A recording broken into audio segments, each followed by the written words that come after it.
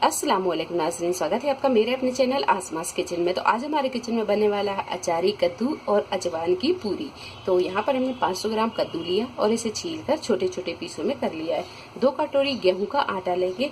तो कद्दू को हम एक तरफ रखेंगे। सबसे पहले हम पूरियों का आटा लगाकर तैयार कर लेते हैं। आटा लगाने के लिए हम 1 टीस्पून ऑयल लेंगे, ये डाल देंगे। 1 टीस्पून अजवाइन, हाफ टीस्पून डाल देंगे नमक। सारी चीज़ों को अच्छी तरह मिक्स कर लेंगे। सारी चीज़ों को अच्छी तरह मिलाने के बाद में अब पानी हम थोड़ा थोड़ा सा डालेंगे और इसका एक सख्त आटा गूंदकर तैयार कर लेंगे। आटे को हमने यहाँ गूंद लिया है और आटा यहाँ हमने थोड़ा सा सख्त ही गूंदा है क्योंकि पूरियों का आटा थोड़ा सा सख्त होता है। अब हम रख देंगे इसे ढक कर।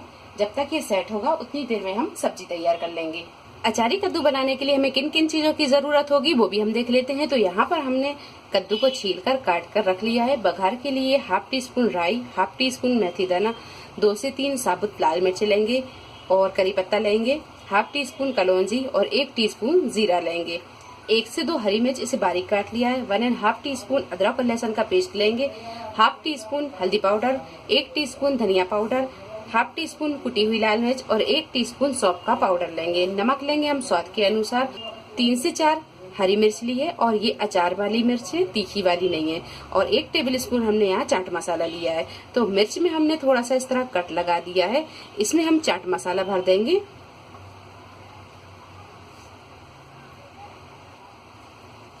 मिर्च में हमने चाट मसाला भर दिया है। अब शुरू करते हैं इसे पकाना। कढ़ाई में हमने 2 टेबल स्पून के करीब तेल को गरम कर लिया है। अब डालेंगे हम इसमें ये सारे मसाले। मसाले जब हल्के से तड़क जाएं तो अब डाल देंगे इसमें हरी मिर्च और करी पत्ता।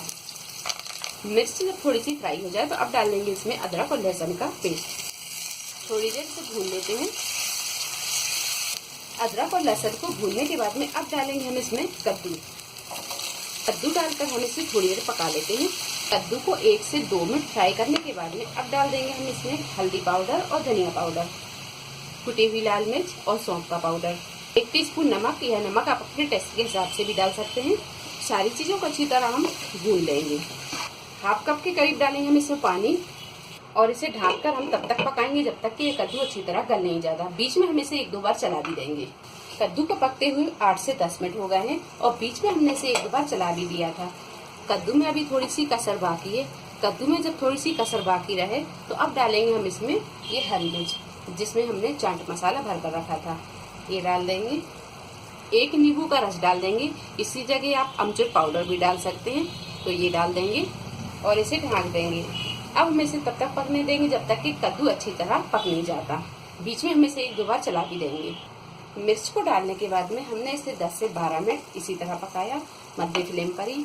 और आप यहाँ देख सकते हैं कि कद्दू की सब्जी अच्छी तरह गल गई है और बन गई है। अगर आप इसे और ड्राई पसंद करते हैं तो आप इसे थोड़ा सा और सुखा लें। पूरी सब्जी बनाने के टाइम पर गैस की फ्लेम को हमने यहाँ बिल्कुल मद्दा ही रखा था। तो यहाँ ये कद्दू की सब्जी बनकर तैयार है। अब डाल देंगे हम इसमें बारीक कटा हुआ हरा धनिया। बारीक कटा हुआ हरा धनिया डाल देंगे।